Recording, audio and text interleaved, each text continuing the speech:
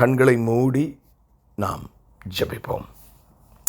எங்களை நேசிக்கிற நல்ல தகப்பனே, இந்த நல்ல வேளைக்காக நன்றி செலுத்துகிறார் ராஜா. நீர் மகா அதிசயங்களை செய்கிற கர்த்தர். எங்களோடு நீர் பேசும்படியாக நாங்கள் விரும்புகிறோம். இன்றைக்கு கண்ணீரோடும் இடத்துல கேட்டதை நீர் அறிந்திருக்கிறீரப்பா. ஆண்டவரே, நீர் எங்களோடு பேசுகிறதை நாங்கள் உணர வேண்டும். காரணம், ஆபிரகாம் அவ்வளவு பேசினார் உம்மோடு என்று பார்க்கிறோம். அது மாத்திரமல்ல ஆண்டவரே, மோசே உம்மோடு முகமுகமாய் பேசினார் என்று பார்க்கிறோம். ஆமாண்டவரே, அதே போல கர்த்தாவே, அநேக பரிசுத்தவான்கள் நீர் பேசுகிறதை யோவான் கேட்டார், பேதுரு கேட்டார். ஆண்டவரே, பரிசுத்த பவுலடிகளார்கள் கேட்டார்கள், ஒவ்வொரு தீர்க்கதரிசிகளும் கேட்டார்கள். அப்பா, நாங்களும் உம் சத்தத்தை கேட்டு வாழ்கிற ஒரு ஜனமான ஆசீர்வாதத்தை நீர்களுக்கு தாரும். ஆண்டவரே, எங்களோடு கூட நீர் பேசும், பெரிய காரியங்களை செய்யும். மீட்பெரும் இரட்சகருமாகிய இயேசு கிறிஸ்துவின் மூலம் ஜெபம் கேளும் எங்கள் ஜீவனுள்ள நல்ல பிதாவே, ஆமேன். என கருமையானவர்களே, இன்றைக்கு நம்முடைய தியானத்திற்காக நான் தெரிந்து கொண்டிருக்கிற ஒரு தலைப்பு, நம்முடைய இருதயத்தை நாம் எப்படி வைத்து கொள்ள வேண்டும். அதுதான் ரொம்ப முக்கியமான காரியம். How we have to keep our heart. ஆவிக்குரிய உலகத்தில் நம்முடைய இருதயத்தை எப்படியாக நாம் வைத்து கொள்ள வேண்டும் என்பதைத்தான் நாம் முதலாவது பார்க்க இருக்கிறோம். இதற்கு ஆதாரமாக நான் ஒரு வசனத்தை முதலாவது உங்களுக்கு நான் வாசிக்க விரும்புகிறேன். அதாவது, நம்ம எல்லாரும் பிள்ளைகளை பாதுகாப்போம், காரை இன்சூரன்ஸ் போட்டு பாதுகாப்போம், வீட்டை பாதுகாப்போம், நம்முடைய உடம்பை கூட சிலர் இன்சூரன்ஸ் போடுவாங்க, பயங்கரமாக வாக்கிங் ஓடுவாங்க. நீங்கள் வெள்ளைக்காரங்களை பார்த்துருப்பீங்க. அப்படி தண்ணி கரெக்டாக கொடுப்பாங்க, இன்டர்மிட்டன்ட் ஃபாஸ்டிங் இருப்பாங்க, ஜிம்மில் சேருவாங்க, கவனமாக இருப்போம். அதே மாதிரி எதிர்காலத்தை குறித்து நம்ம கவனமாக இருப்போம். நம்ம ரிட்டையர்டு ஆனால் நமக்கு அதுக்கான காரியங்கள்லாம் வேணும் என்று சொல்லி அதற்கான கவனமாக இருப்பது உண்டு. அதே மாதிரி படிப்பிலே கவனமாக இருப்பது, நல்ல ஒரு பட்டம் பெற வேண்டும், இப்படியெல்லாம் நாம் இருக்க வேண்டும் என்று மிக அநேக காரியங்களிலே மனிதர்கள் கவனமாக இருப்பது உண்டு. நல்லது தான். ஆனால் வேதாகமம் நம்முடைய இருதயத்தை கவனத்தோடு நாம் காக்க வேண்டும் என்று நமக்கு சொல்லுகிறது. இதெல்லாம் நம்ம சரியாக பண்ணுவோம். இருதயத்தை போய் நம்ம காக்கணுமா அப்படிங்கிற அதை தான் இன்றைக்கி நம்ம பார்க்க போகிறோம். இது கரெக்டாக இருந்தால் தான் நம்ம ஏற்கனவே நான் நிறைய சொன்னேன் பார்த்தீங்களா, அது எல்லாமே சரியாக செய்ய முடியும். ஆமேன். பிரியமானவர்களே, அநேக பேர் இன்றைக்கு தற்கொலை செய்ய முயற்சிக்கிறார்கள். வாழ்ந்து என்ன பிரயோஜனம் என்று நினைக்கிறார்கள்.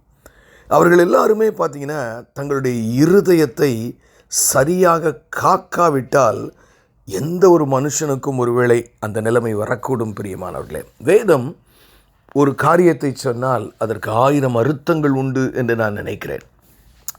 ஒரு வசனத்தை வாசிக்கிறேன். எல்லா காவலோடும் உன் இருதயத்தை காத்துக்கொள், அதனிடத்தினின்று ஜீவ ஊற்று புறப்படும். அல்லேலூயா. எல்லா காவலோடும் உன் இருதயத்தை காத்துக்கொள், அதனிடத்தினின்று ஜீவ ஊற்று புறப்படும். நீதிமொழிகள் 4ஆம் அதிகாரம் 23ஆம் வசனம். எல்லா காவலோடும் உன் இருதயத்தை காத்துக்கொள். புதிய ஏற்பாட்டில் வரும்போது இதே கான்செப்ட் இருக்குது. அதையும் தாண்டி புதிய ஏற்பாட்டில் என்ன இருக்குன்னா, உங்கள் சிந்தனைகளை கிறிஸ்து இயேசுவுக்குள் சிறை பிடிக்க வேண்டும். அதாவது வசனத்தின்படி, விசுவாசத்தின்படி தான் நீங்கள் சிந்திக்கணுமா. அல்லேலூயா. உங்களோட சிந்தனையே எப்படி இருக்கணும்?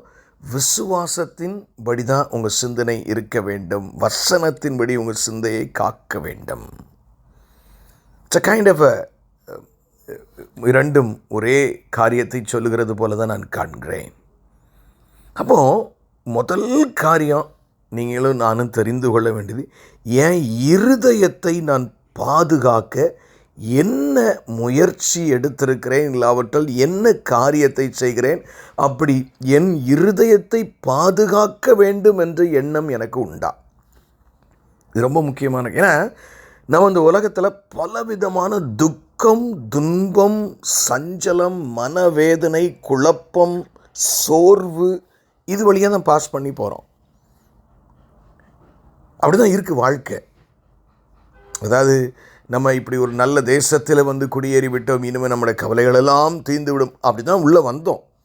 ஆனால் வந்த பின்பு பார்த்தால் ஒவ்வொரு வாரத்துக்கு ஒரு பிரச்சனை, மாதத்துக்கு ஒரு பிரச்சனை, வருஷத்துக்கு ஒரு பிரச்சனை, இல்லாவிட்டால் ஒரு 5 வருஷத்துக்கு ஒரு பிரச்சனை, அப்படி ஏதோ ஒரு சைக்கிள் ஆஃப் டென்ஷன், ஒரு ஒரு ஒரு ஆங்ஸைட்டின்னு சொல்லுவாங்களா ஆங்கிலத்தில், அது ஒரு மனதை அழுத்தக்கூடிய காரியம் தொடர்ச்சியாகவே இருந்து கொண்டே இருக்கிறதை நாம் பார்க்கிறோம். அப்போ நமக்கு ஒரு கேள்வி வருகிறது, நாம் இருதயத்தை எதற்காக பாதுகாக்க வேண்டும் என்றால், நல்லா தெரிஞ்சுக்கங்க, கவனமாக கேளுங்க பிரியமான. கிறிஸ்து இயேசு சிலுவையில் மரிக்கும் பொழுது ஒரு காரியத்தை சொல்லுகிறார். என்ன சொல்லுகிறார்? எல்லாம் முடிந்தது என்று அவர் சொல்லுகிறார்.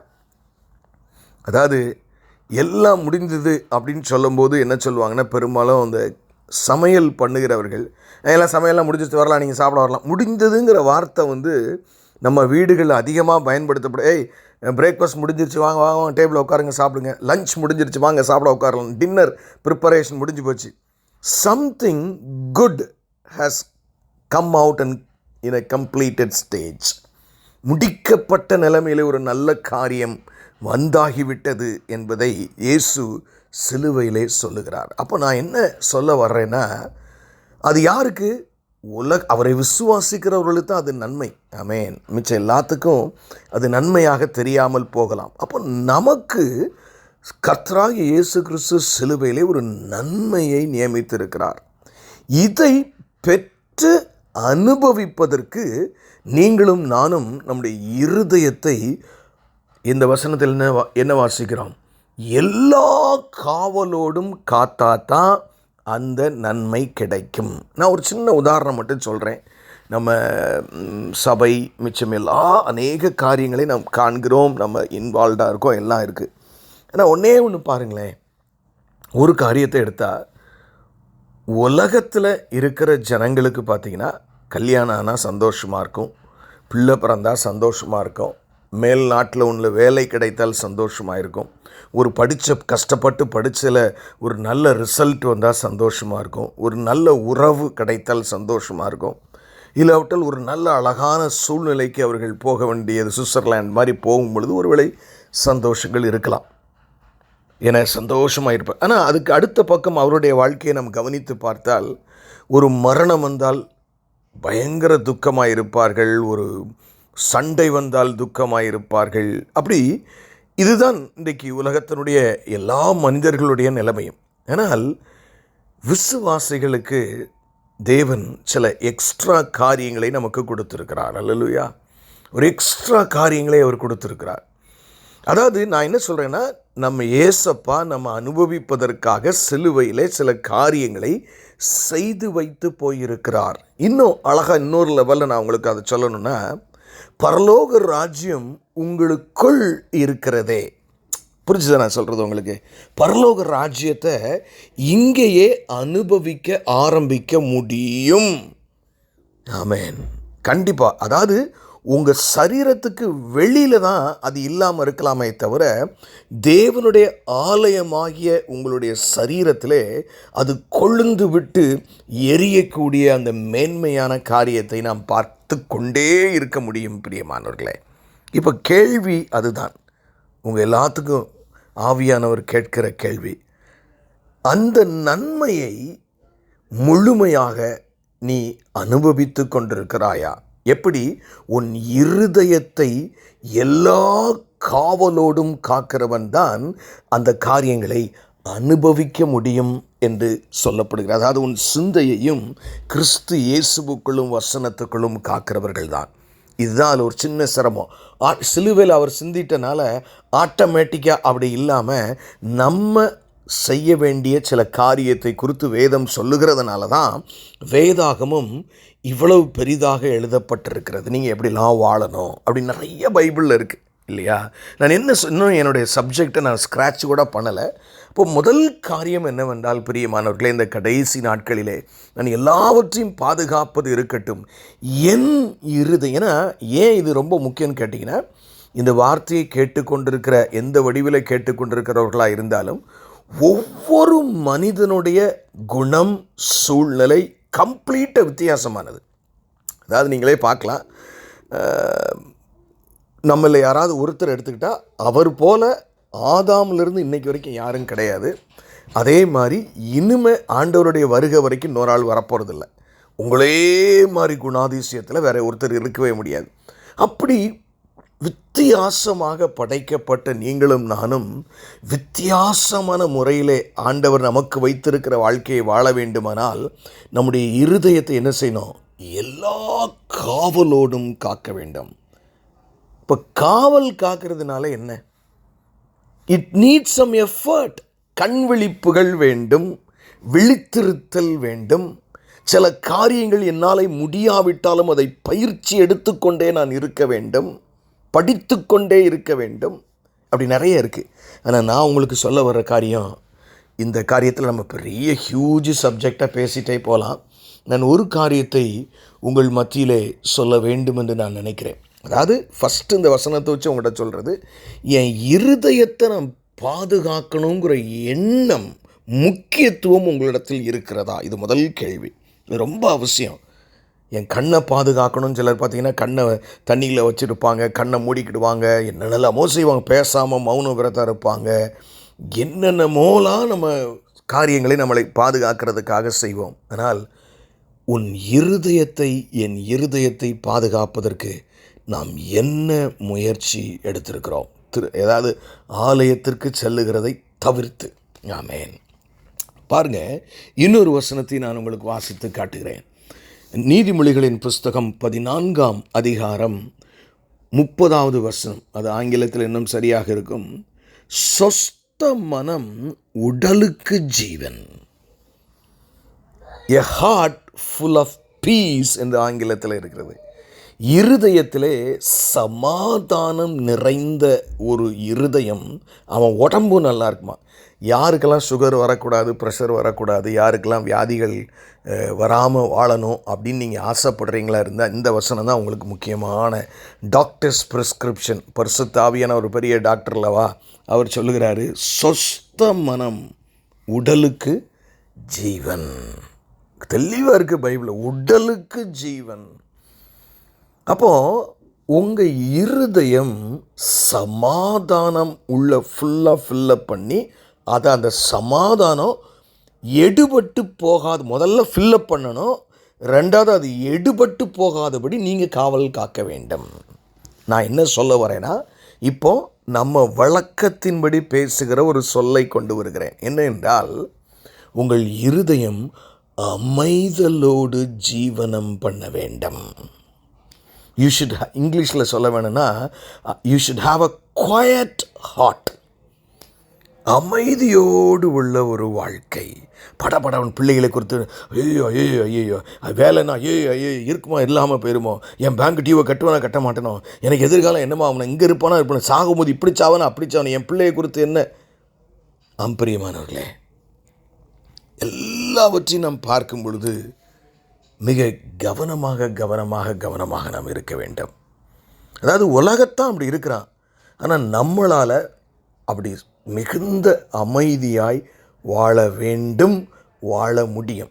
இதில் முதல் எக்ஸாம்பிள் யாரை பார்க்கலான்னா, ஏசப்பாவை பார்க்கலாம். அல்லேலூயா. அவர் எப்படி வாழ்ந்தார், அதான் நமக்கு ரொம்ப முக்கியம். அவர் 30 வருஷம் எப்படி வாழ்ந்தார் நமக்கு தெரியாது. ஆனால் கடைசி 3 வருஷ காலம் அவர் மிகுந்த அமைதல் உள்ளவராக வாழ்ந்தார். என்ன பிரதர் நீங்கள் சொல்கிறீங்க? அவருக்கே கூட இரத்தத்தின் வேர்வை வெளியில் வந்து தானே அவரும் பாடுபட்டு சில நேரங்களில் இருந்தார். உண்மை.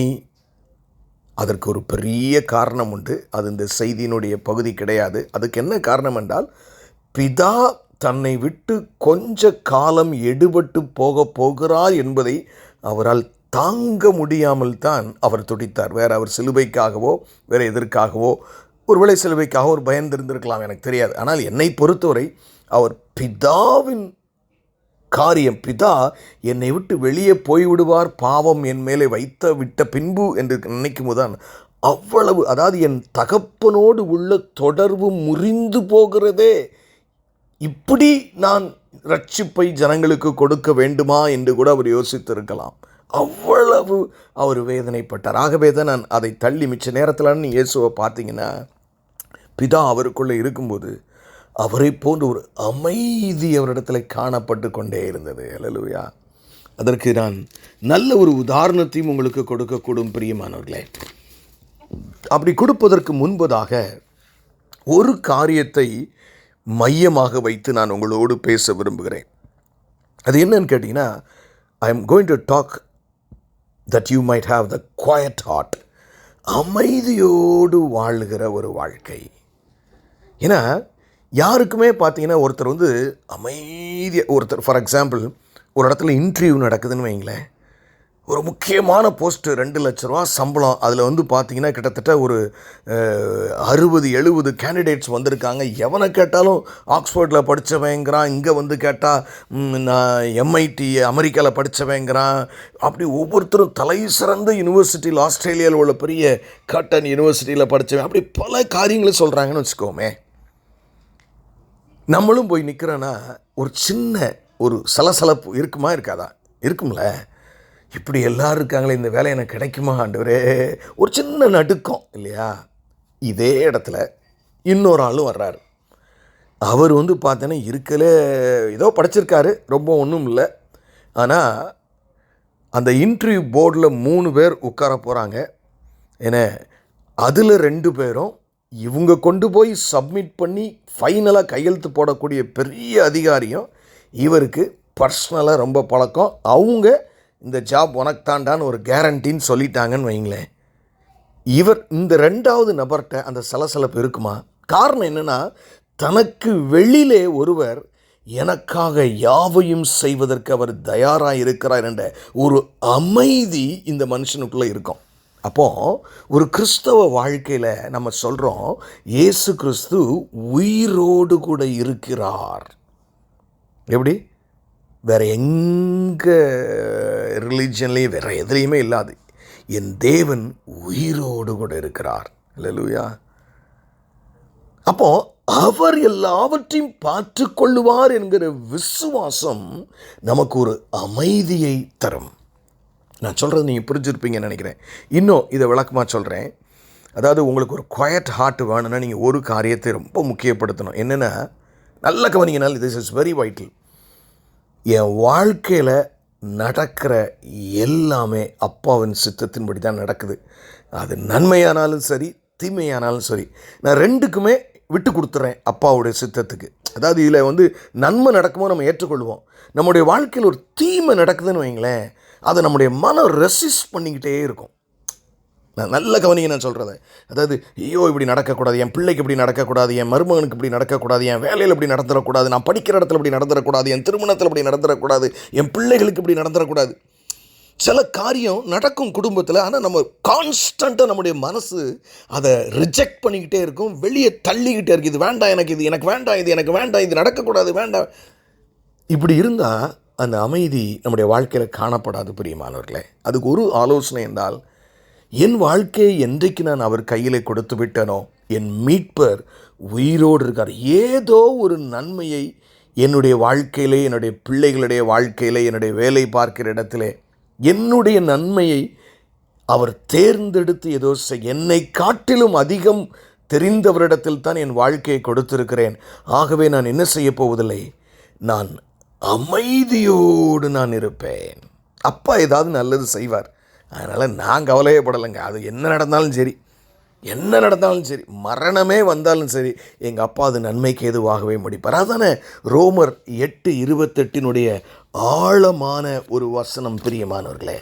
ஏன்னா பைபிள்லேயே பார்த்தீங்கன்னா அதிமுக்கியமான ஒரு வார்த்தை அந்த வார்த்தை தான். அந்த வார்த்தை என்ன சொல்லுது? ரோமர் 8:28, அன்றியும் அவருடைய தீர்மானத்தின்படி அழைக்கப்பட்டவர்களாய் தன்னிடத்தில் அன்பு கூறுகிறவர்களுக்கு சகலமும் நன்மைக்கு எதுவாகவே நடக்கிறது என்று அறிந்திருக்கிறோம். அப்போ நீங்களும் நான் என்ன செய்யணும்? அமைதியோடு ஜீவனம் பண்ணுனா, கர்த்தரே எனக்கு இந்த தீமையான சூழ்நிலைக்குள்ளே என்னை வழி நடத்தி கொண்டு வந்து என் ஆத்துமாவிலும் என் இருதயத்திலும் என் ஆவிக்குரிய வாழ்க்கையிலும் தேவையற்ற தேவனுக்கு பிடிக்காத சில காரியங்களை நீக்கும்படியாக அவரே என்னை இந்த துன்பத்தின் குறுகலான பாதை வழியாய் நடத்துகிறார். நான் அதிலே ஆவிக்குரிய வாழ்க்கையிலே அவர் எதிர்பார்க்கிற வாழ்க்கையின் வாழ்க்கையிலே வந்த பின்பு தேவன் என்னை ஆசீர்வதிப்பார், உயர்த்துவார். ஆகவே நான் பயப்பட வேண்டிய அவசியமில்லை என்று சொல்லி எப்பொழுதும் அமைதலோடு ஜீவனம் பண்ணுகிறதை தேவன் உங்களுடைய வாழ்க்கையிலே எதிர்பார்க்கிறார். ஏன் எதிர்பார்க்கிறார்னா, சிலுவையில் ரத்தம் சிந்தி முடிந்தது என்று சொன்னவர் என் பிள்ளைகள் திரும்பி என் நிமித்தமாக என் மேல் உள்ள விசுவாசத்தினாலே எவ்வளவு அமைதியோடு ஜீவனம் பண்ணுகிறார்கள் என்று பார்த்து கொண்டே இருக்கிறார். பிரியமானவர்களே, உங்கள் வாழ்க்கையில் அவர் அப்படி தான் பார்ப்பார், விசுவாசத்தை அப்படி தான் பார்ப்பார். என் மகன் எவ்வளவு அமைதலோடு என்னை நம்பி ஜீவனம் பண்ணுகிறான், அல்லேலூயா, ஜீவனம் பண்ணுகிறாள். இது ரொம்ப முக்கியமான காரியம். அதான் நான் என்ன சொல்கிறேன்னா, உங்களுடைய கடுமையான புயலை கூட தேவனே கூட இருந்து பக்கத்திலே நிற்கிறாரு. அவர்தான் அதை கொண்டு வந்திருக்கிறார். அதாவது ஒரு நல்ல சாப்பாடு சமைக்கிறதுக்கு முன்னாடி ஒரு தீ ஒன்று வேணும்ல. அந்த தீயே இருக்கக்கூடாது சமையல் பண்ணுன்னா அது மிக கடினமான காரியம். பச்சை காய்கறியிலே அதன் தின்க வேண்டியது இருக்கும் பிரியமானவர்களே. ஆகவே ஆவிக்குரிய உலகத்தில் என் அப்பா தான் எனக்கு சகலமும். என் முடி வெள்ளையாகிறதும் எங்கள் அப்பாவின் கையில் தான் இருக்கிறது, அது விழுந்து போகிறதும் அப்பாவின் கை. நான் ஆகவே எதை குறித்தும் கலங்க மாட்டேன். அவர் எனக்கு நன்மையானதே செய்வார். ஆகவே நான் எப்பொழுதும் ஒன்று செய்வேன், அவரை துதித்து கொண்டு தொழுது கொண்டே இருப்பேன். அல்லேலூயா. இது ரொம்ப முக்கியங்க. ஏன்னா இதை பார்க்கும் பொழுதுதான் இவ்வளவு துன்பத்தில் இப்படி மகிழ்ச்சியாக இருக்கிறாயே, நீ எந்த தெய்வத்தை கும்பிடுகிறாய் என்று அவர்கள் கேட்டு அவர்களும் கிறிஸ்துவை அறிந்து கொள்ள வேண்டும். இதில் இன்னொரு சின்ன கருத்தையும் நான் உங்கள்கிட்ட சொல்கிறேன், நமக்கு நேரம் இல்லை. ஜான் வெஸ்லி அமெரிக்காவுக்கு மிஷினரியாக போவது, ரெட் இண்டியன்ஸ் மத்தியில் மிஷினரியாக போவதற்காக பயணமாய் போய்கொண்டிருந்தார். அவர் போன கப்பல் பார்த்தீங்கன்னா ஒரு கடுமையான புயலுக்குள்ளானது. அது அவர்லாம் ஆடிட்டார் அப்படி. அந்த நேரம் பார்த்தீங்கன்னா ஒரு சில ஜெர்மன் என்ன சொல்கிறது அடிமைகள், ஏன்னா அவர்களும் அந்த கப்பலில் இருந்தார்கள். நம்ம இப்போ ரெஃப்யூஜிஸ்ன்னு சொல்லுவோம், அந்த மாதிரின்னு வச்சுக்கலாம். அப்போ அப்படி இருக்கும்போது பார்த்தா அவர் அதில் ஒரு 3 பேர் உற்று நோக்கி பார்த்தார். அவர்கள்ட்ட முகத்தில் எந்த டிஃப்ரென்ஸுமே இல்லையா அந்த புயலை. எல்லாரும் அலறி அடித்து கொண்டு செத்துருவோமோ, 5 நிமிஷத்தில் செத்துருவோமோ, 10 நிமிஷம் செத்துருவோமோன்னு புலம்பினா கப்பல் தூக்கி ஒட்டஞ்சி பீஸ் அந்த மாதிரி. அப்போது ஜான் வெஸ்லி அவங்ககிட்ட கேட்டாரான், உங்களுக்கு பயமே இல்லையா அப்படின்னு கேட்டாரான். அப்போ அவங்க சொன்னாங்க, நாங்கள் எதுக்கு பயப்படணும், எங்கள் இயேசு எங்களோடு கூட இருக்கிறார், நாங்கள் இதற்கு பயப்பட வேண்டும். அப்போ அவங்க கேட்டாங்களா, don't you believe that Jesus is the lord of the universe அப்படிங்கும்போது அவர் உடனே, ஏன்னா அப்போ தான் பைபிள் காலேஜில் படித்தோம், நானும் இயேசுவை விசுவாசிக்கிறோம், சர்வ வல்லவர் அப்படி இப்படின்ட்டு போயிட்டு. அப்புறம் 2வது ஒரு கேள்வி அந்த மனுஷன் கேட்டானா, ஏன்னா அவருடைய பெயரை நான் மறந்து விட்டேன். 2வது ஒரு கேள்வி, அது என்ன கேட்குறான் தெரியுமா? Is the Lord Jesus Christ your personal Xavier என்று கேட்பார். இந்த ஆண்டவராகிய இயேசு கிறிஸ்து உன்னை பொறுத்தவரை, உன் தனிப்பட்ட வாழ்க்கையை பொறுத்தவரை உனக்கு அவரை இரட்சகராக வைத்திருக்கிறாயா என்று கேட்டாராம்.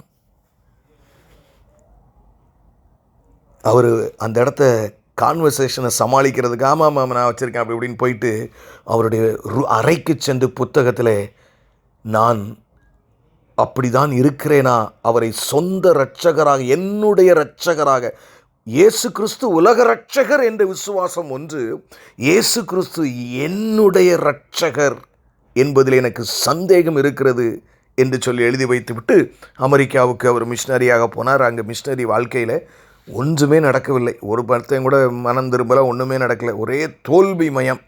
அப்படியே திரும்பி வந்துட்டார். ஒரு நாட்டுக்கு வந்துட்டு ஒரு சமயம் அவர் எழுதுகிறாரு, ஒரு மணி அடிக்கும்ல ஆலயத்தில், அந்த மாதிரி டவரில் அடிக்கும்போது, இந்த மணி அடிக்கும்போது அவருக்குள்ள தெளிவான ஒரு நம்பிக்கை, ஒரு உணர்வு ஏற்படுகிறது. என் இயேசு என்னுடைய இரட்சகராய் மாறிவிட்டார் என்று. அவர் தான் இங்கிலாந்து தேசத்தையும் மறுபடியும் பிறக்க பண்ணினவர் என்று சொல்லுவார்கள். அவ்வளவு ஊழியம் பண்ணவர். இப்பொழுது ஒரு கேள்வி ஆவியானவர் உங்களுக்கு கேட்கிறார். நான் உலக இரட்சகர் என்று நீ அறிந்திருக்கிறாய், ஆனால் நான் உன்னுடைய இரட்சகராய் இருக்கிறேன் என்று நீ விசுவாசிக்கிறாயா? உன்னுடைய இரட்சகராய் இருக்கிறேன் என்று நீ விசுவாசிக்கிறாயா? அப்படின்னா அதுக்கு அடையாளத்தை உன் வாழ்க்கையில காட்டு. என்னத்தை காட்ட முடியும்? அமைதியிலுள்ள ஒரு ஜீவனம் பண்ணுதல். அல்லேலூயா. அமைதியோடு வாழுகிற வாழ்க்கை, சஞ்சலமற்ற ஒரு வாழ்க்கை. அப்படி வரும்போது பார்த்தீங்கன்னா தேவையில்லாமல் திட்டக்கூடிய காரியங்கள், தேவையில்லாமல் வளவளவளன்னு பேசக்கூடிய எதுவுமே நிறைய இது நம்முடைய வாழ்க்கையில் மாற்றத்தை கொண்டு வரும். ஒரு அமைதி. அதனால தான் ஆண்டவர் சொன்னார், சாந்த குணம் உள்ளவர்கள் பாக்கியவான்கள், அவர்கள் பரலோக ராஜ்யத்தை சுதந்திர. ஏன்னா அந்த பரலோக ராஜ்யமே அவங்களுக்குள்ளே வந்துருமா. யாருக்கு அந்த சாந்த குணம் கிடைக்கும்? தன் இருதயத்தை காத்து. இது ஒவ்வொருத்தருக்கும் வேறு மாதிரி இருக்கும். இன்னும் ஒரு சிலர் பொய் சொல்கிறதுல இருக்கும், ஒரு சிலருக்கு ஜெபிக்க முடியாத பிரச்சனை இருக்கும். அவங்கவுங்க அதுலேருந்து அவங்க வெளியில் அவங்களை வசனத்தை காத்து வெளியில் வரும்போது ஒரு அமைதி. இல்லை, நான் சொல்கிறேன், உங்களுக்கு புரிஞ்சிருப்பீங்கன்னு நினைக்கிறேன். நீங்கள் ஒருவேளை உங்களை அது எப்படிங்க ஆண்டவராக நம்மளை கஷ்டத்துக்குள்ளே வழி நடத்தி நம்மளை சரி பண்ணுறதுக்காக செய்வார்? வேதம் அப்படி தாங்க சொல்லுது. நானாக எதுவுமே சொல்லுகிறதே இல்லை பிரியமானவர்களே. நான் சொல்லுகிறதை நீங்கள் அப்படியே ஏற்றுக்கொள்ள வேண்டிய அவசியம் இல்லை. நீங்கள் உங்கள் வேதத்தை படித்து பாருங்கள். ஒரு காரியத்தை நான் உங்களுக்கு வாசிக்கிறேன். மார்க்கு 4:35 வாசி. அன்றியும் சாயங்காலத்திலே அவர்களை நோக்கி, யார்? இயேசு கிறிஸ்து அவர்களை நோக்கி, அக்கறைக்கு போவோம் வாருங்கள் என்றார். அதாவது சீஷர்களையும் எல்லாரையும் இயேசுவே போட்டில் ஏற்றி ஒரு ப்ரோக்ராமை போட்டு, அது சீஷர்களுடைய ஐடியாலே கிடையாது, அவரே அக்கறைக்கு போவோன்னு கூட்டு போகிறார். என்ன நடக்குதுன்னு பாருங்கள். அவர்கள் ஜனங்களை அனுப்பிவிட்டு அவர் படவில் இருந்தபடியே அவரை கொண்டு போனார்கள். வேறு படகுகளும் அவரோடே கூட இருந்தது. அப்பொழுது பலத்த சுழல் காற்று உண்டாகி படகு நிரம்பத்தக்கதாக அலைகள் அதன் மேலே மோதிற்று. கப்பலின் பின்னணியத்திலே அவர் தலையணையை வைத்து நித்திரையாய் இருந்தார். நான் சொன்ன பார்த்தீங்களா, ஃபஸ்ட்டு காரியம், அப்பா எவ்வளவு பெரிய டீப் டென்ஷன்லையும் அமைதலோடு இயேசு ஜீவனம் பண்ணினார். நீங்கள் எப்படி ஜீவனம் பண்ணுறீங்க? யோசித்து பாருங்கள். இன்னும் லவன் அடித்து அநேக காரியங்கள் கவலைப்பட்டே என் எலும்பும் தோலுமாயி என்னமோ ஆகிறேங்க. நான் அது சிலுவையில் அவர் சம்பாதித்த ரட்சிப்பை வெளிப்படுத்தவில்லை பிரியமானவர்களே. நான் சொல்லுவதற்காக நீங்கள் என்னை மன்னிக்க வேண்டும், ஆனால் இதுதான் உண்மை. நிறைய நேரங்களில் நாம் நினைக்கிறோம், நான் தேவனுடைய ஆவியினால் நிரம்பினா நான் பெரிய ஆள், நான் வசனத்தை பயங்கரமாக போதிச்சிட்டா நான் பெரிய ஆள், நான் போய் பயங்கரமாக பாடிட்டா பெரிய ஆள், நான் ஒரு சாக்ரிஃபைஸை பண்ணிட்டா நான் பெரிய ஆள், நான் ஒரு தாளந்தோடு ஒரு பாட்டு படிச்சுட்டா நம்ம ஒரு பெரிய ஆள். ஒன்றுமே நம்ம என்றைக்குமே பெரிய ஆள் கிடையாது பிரியமானவர்களே. அப்பாவோட பெரிய ஆள் உண்டா? அந்த நேரம், அதாவது கப்பல் அந்த போட்டுக்குள்ளே ஃபுல்லாக தண்ணி நிரம்புது, அப்பமும் தலையணையை வச்சு நிம்மதியாக தூங்கிட்டு இருக்கார். இது ஒரு லெசன். ரெண்டாவது என்னென்னா, அப்பா தான் இதை ஆர்கனைஸ் பண்ணியே கூப்பிட்டு வராரு. நல்லா தெரிஞ்சுக்கங்க, சீஷர்களை இந்த உபத்திரவத்தின் பாதையில் நடத்தும் போது, ஆனால் அப்பா எப்படி இருந்தார்? அந்த உபத்திரவ நேரம் தூங்குற மாதிரி. உங்களுக்கும் சில சமயம் வாழ்க்கையில் அப்படி இருக்கலாம், தூங்குற மாதிரி ஒரு நிலைமை. எங்கேயா இருக்காரு? அதாவது நம்முடைய நேரம், கிளாக்குன்னு சொல்லுவோம் இல்லையா, அதற்கும் தேவனுடைய வேலைங்கிறதுக்கு எப்போவுமே ஒரு டிஃப்ரென்ஸ் இருக்குது பிரியமானவர்களே. உங்களுடைய விசுவாசம் எப்படி இருக்க வேண்டும்? என் தேவன் என்னை ஒரு பொழுதும் கைவிட மாட்டார். அல்லேலூயா, அல்லேலூயா. ஆண்டவர் அங்கேயே என்ன செய்த முடிச்சுட்டு இன்னும் 2 வசனம் நம்ம பார்க்கணும், வேகமாக போவோம். அவர்கள் கப்பலின் பின்னணியத்தில் தலையணை நித்திரையாக இருந்தார். அவர்கள் அவரை எழுப்பி போதகரே, நாங்கள் மடிந்து போகிறது உமக்கு கவலை இல்லையா என்றார்கள். நாங்கள் எல்லாரும் இன்னும் கொஞ்ச நாள் செத்து போயிடுவோம் இப்படி இருந்தால். ஏன்னா அந்த கலிலேய கடல் வந்து உங்களுக்கு தெரியும், ஆழமான ஒரு லேக், ஆழமான ஒரு கடல் அது. ஆமென். 100 அடி 150 அடிக்கு மேலே ஆழமாக இருக்கும் என்று சொல்லுவார்கள். அவர் அப்பொழுது எழுந்து காற்றை அதட்டி கடலை பார்த்து, இறையாதே, அமைதலாயிரு என்றார். அப்பொழுது காற்று நின்று போய் மிகுந்த அமைதல் உண்டாயிற்று. அவர் அவர்களை நோக்கி, ஏன் இப்படி பயப்பட்டீர்கள்? ஏன் உங்களுக்கு விசுவாசம் இல்லாமல் போயிற்று என்றார். அவர்கள் மிகவும் பயந்து, இவர் யாரோ, காற்றும் கடலும் இவருக்கு கீழ்ப்படுகிறதே என்று ஒருவரோடொருவர் சொல்லிக் கொண்டார்கள். அவர் தான் கூட்டு வந்திருக்காரு, புயல் வருது, ஆனால் என்ன எதிர்பார்க்கிறார்? நீ ஏன் பயப்பட்டீர்கள்? நீ ஏன் உன்னுடைய வாழ்க்கையில் அமைதி இல்லாமல் போயிற்று? ஏன் உன்னுடைய வாழ்க்கையில் துன்ப நேரங்களில் ஒரு குவைட்னஸ் இல்லை, ஒரு அமைதலோடு ஜீவனம் பண்ணுகிற ஆவி இல்லை என்று ஆண்டவர் கேட்கிறதை நாம் பார்க்கிறோம். எனக்கு அருமையான தேவஜனமே, எவ்வளவு ஒரு அமைதலோடு ஜீவியம் பண்ணுதல் எவ்வளவு எதிர்பார்க்கிறார் என்று பாருங்கள். இன்னொரு வசனத்தை நான் உங்களுக்கு வாசித்து காட்ட விரும்புகிறேன். இந்த வசனத்தை பாருங்கள். உங்களுக்கெல்லாம் இதெல்லாம் தலைகீழாக கைக்கு பின்னாடி எழுதி வச்சிருக்கிற வசனம். நீங்கள் 1000 தடவை அந்த வசனத்தை பார்த்துருப்பீங்க. அதனுடைய சின்ன ஆழத்தையும் பார்த்து இன்னொரு வசனத்தையும் பார்த்து நாம் முடிப்போம். பிரியமானவர்களே, வாசிக்கிறேன், கவனமாக கேளுங்க. கர்த்தராகிய ஆண்டவர் எனக்கு துணை செய்கிறார், ஆகையால் நான் வெட்கப்படேன். நான் வெட்கப்பட்டு போவதில்லை என்று அறிந்திருக்கிறேன். ஆதலால் என் முகத்தை கற்பாறையை போலாக்கினேன். மீண்டும் வாசிக்கிறேன். கர்த்தராகிய ஆண்டவர் எனக்கு துணை செய்கிறார். இது எல்லா விசுவாசியினுடைய லட்சணம், இலக்கணம், உறுதியாய் நடக்கக்கூடிய காரியம். அப்போ உங்களை தீமையில விட்டுட்டு ஓடவே மாட்டாருங்க. அவர் பார்த்து ஒரு தீமையை உங்களுடைய வாழ்க்கையில் அனுமதித்தால் அதை நீங்கள் ஏற்றுக்கொள்ள வேண்டும். அக்செப்டன்ஸ், முதல்ல அக்செப்டன்ஸ்ன்னு சொல்லுவாங்க, ஏற்றுக்கொள்ள வேண்டும். அது தனக்கு கிடைத்த மனைவியாக இருக்கலாம், கணவனாக இருக்கலாம், பிள்ளைகளாக இருக்கலாம், சூழ்நிலைகளாக இருக்கலாம். அப்பாவே இதை நடத்துகிறார் என்று ஏற்றுக்கொள்ளும் போது தான் அந்த அமைதி உண்டாகும். இன்றைக்கி நிறைய நேரங்கள் என்னென்னா, விசுவாசம்லாம் நமக்கு இருக்கும், ஆனால் அதை நம்ம அந்த ப்ராப்ளத்தை ரிஜெக்ட் பண்ணிட்டு, இது எனக்கு வேண்டாம், இது எனக்கு வேண்டாம், இது எனக்கு தேவையில்லை, நான் இதுலேருந்து மாறியே ஆகணும். முதல்ல மாற்றுவார் ஆண்டவர். ஆனால் இல்லை, எங்கள் அப்பாவே எனக்கு கொண்டாந்துருக்கிறாரு, ஆகவே நான் முதலாவது ஏற்றுக்கொள்ளுகிறேன். அதற்கு பின்பு நான் அப்பாவின் இடத்துல என்னால் இது தாங்க முடியவில்லை ஆண்டவரே, இது வேறங்க. அப்படி ஜெபிக்கும் பொழுது கர்த்தர் எல்லாவற்றையும் நமக்கு மாற்றுகிறவராகவே இருப்பார். அல்லேலூயா. எனக்கு அருமையான தெய்வ ஜனமே, பயப்படாதிருங்கள். பாருங்க, கர்த்தராகிய ஆண்டவர் எனக்கு துணை செய்கிறார், ஆகையால் நான் வெட்கப்படேன். வெட்கப்பட விட மாட்டாரு. நான் வெட்கப்பட்டு போவதில்லை என்று அறிந்திருக்கிறேன். ஆதலால் என் முகத்தை, ஆதலால்கிற வார்த்தையில் அவ்வளவு முக்கியங்க. ஆதலால் என் முகத்தை கற்பாறையை போலாக்கினேன். அப்படின்னு என்ன அர்த்தம்னா, மூஞ்சி அப்படி கல்லா மாற்றணும்னு சொல்லலை. நீ என்ன நடந்தால் என்ன, எங்கள் அப்பா பார்த்துக்க போகிறார், நான் எதுக்கே கவலைப்படணும். இந்த நிலைமையை நீங்களும் நானும் என்னைக்கு அடைகிறோமோ, இன்னொரு ஸ்டேட்மெண்ட் உங்களுக்கு சொல்கிறேன், கவனமாக கேளுங்க.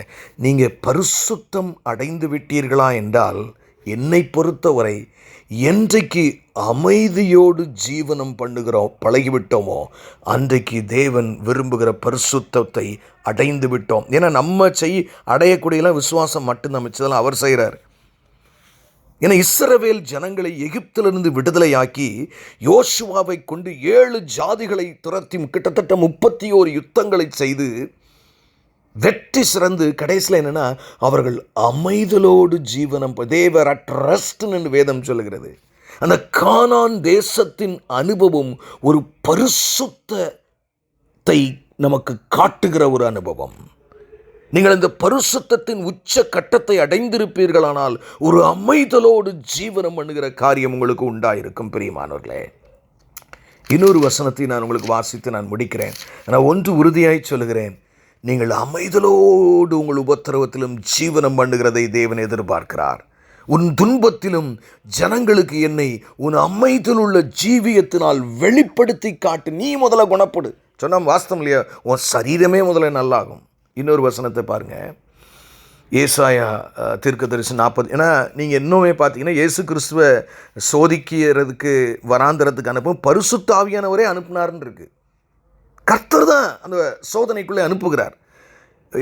ஏசாயா 43 1-3 வசனங்களை நான் வாசிக்கிறேன். இப்போதும் யாக்கோபே, உன்னை சிருஷ்டித்தவரும் இஸ்ரவேலை உன்னை உருவாக்கினவருமாகிய கர்த்தர் சொல்லுகிறதாவது, பயப்படாதே. அல்லேலூயா. உன்னை மீட்டு கொண்டேன், உன்னை பெயர் சொல்லி அழைத்தேன், நீ என்னுடையவன். அடுத்து என்ன சொல்றா பாருங்க, நீ தண்ணீர்களை கடக்கும் பொழுதும் நான் உன்னுடனே இருப்பேன். அல்லேலூயா. தண்ணீர்களை கடக்கும் போது நான் பிரிட்ஜே ஆண்டவர் கட்ட மாட்டாருங்க. God will never construct a bridge for you. He will allow you to go through the waters, but he will be with you. நீ தண்ணீர்களை கடப்பாய், அப்பொழுது நான் உன்னுடனே இருப்பேன். நீ ஆறுகளை கடக்கும் போதும் அவைகள் உன்மேல் புரளுவதில்லை. ஆறுகளையே கடந்து போகிற மாதிரி வரும், அப்பவும் அவர் கூட தான் இருப்பாரான். அது மாத்திரமில்லை, நீ அக்கினியிலே நடக்கும் போதும் வேகாதிருப்பாய். அக்கினி வந்துருச்சு, இனிமே நான் தொலைஞ்சாண்டா, அப்படி இனிமே நான் செத்தே போயிடுவேங்கிற நிலைமையில கூட, எனக்கு அருமையானவர்களே, நான் உடனே உங்களுக்கு எந்த வர்ற எல்லா பிரச்சனைகளையும் அப்படி நான் சொல்ல, நான் பேசுவதெல்லாம் எல்லா துன்பத்திலும் ஒரு மகா பெரிய அமைதி அது கர்த்தர் தர முடியும். அதுதான் கிறிஸ்தவ வாழ்க்கையின் ஆழம். பிரியமானவர்களே, இப்போ ஒன்றுக்கு நீங்கள் ரொம்ப முக்கியத்துவம் படுத்த வேண்டும். என்ன தெரியுமா? வேற ஒன்றுமே இல்லை. ஆமேன், ஆமேன். The storm is appointed by God for me. இந்த உபத்திரவம் தேவனே எனக்கு நியமித்து என்னை கற்றுக் கொடுக்கும்படியாய் எனக்கு நியமித்திருக்கிறார். அவர் என் நலனுக்காக என்னோடு கூட இருந்து என்னை பயிற்சிவித்து கொண்டிருக்கிறார். நான் நிச்சயம் வெட்கப்படேன், இதிலிருந்து நான் வெளியே வருவேன். ஆகவே அதை நான் முதலாவது ஏற்றுக்கொண்டு, கர்த்தர் இந்த தீமையிலே, இந்த இருளிலே, இந்த துன்பத்திலே, இந்த வேதனையிலே என்னோடு இருக்கிறபடி நான் அமைதியோடு நான் தூங்கப் போகிறேன். எதை குறித்து நான் கவலைப்படுகிறதில்லை. நீங்கள் மாறும் பொழுது பிரியமானவர்களே, உங்கள் வாழ்க்கையை தேவன் தலைகீழாக மாற்றுவார். கண்களை மூடி நாம் ஜெபிப்போம். எங்களை நேசிக்கிற நல்ல தகப்பனே, இந்த நல்ல வேளைக்காக நன்றி செலுத்துகிறோம் ராஜா. அமைதலோடு ஜீவனம் பண்ணு என்று எங்களுக்கு கற்றுக் கொடுத்துருக்கிறீங்கப்பா. நாங்கள் அமைதலோடு ஜீவனம் பண்ண நீர் எங்களுக்கு இந்த வார்த்தையை எந்த வடிவில், எங்கு, யார், எப்பொழுது கேட்டாலும் அவருடைய வாழ்க்கையின் நிலைமைகள் எல்லாவற்றையும் மாற்றி அவர்கள் தங்கள் இருதயத்தை எல்லா காவலோடும் காத்து, ஆண்டவரே, அவர்கள் அமைதலோடு ஜீவனம் பண்ண நீர் அவர்களுக்கு உதவி செய்யும்படி மீட்பெரும் இரட்சகருமாகிய இயேசு கிறிஸ்துவின் மூலம் ஜெபம் கேளும் எங்கள் ஜீவனுள்ள நல்ல பிதாவே. ஆமேன்.